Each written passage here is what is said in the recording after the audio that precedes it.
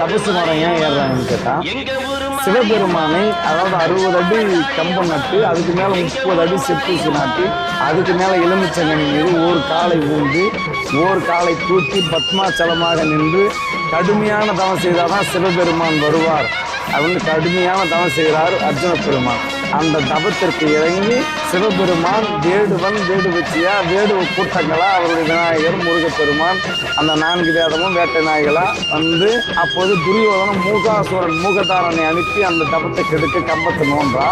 அந்த நேரத்தில் அவனை அர்ஜுனனை சோதிக்க வேண்டும் என்று வேடுவனா வந்த பரம கடவுள் பானம் போடுறாரு, அர்ஜுனும் பானம் போடுறாங்க. 2 பேருக்குள்ள சண்டை வருது.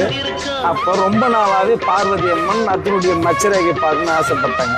அப்போ 2 பேரும் சண்டை போடும்போது சிவபெருமான் அர்ஜுனுடைய காலை பிடித்து ஆகாய மார்க்கமாக எரிஞ்சுறாரு. மச்சரேகை பார்த்தாங்க கேட்டால் பார்த்துட்டுன்னு சொல்கிறாங்க. கீழே இருந்தால்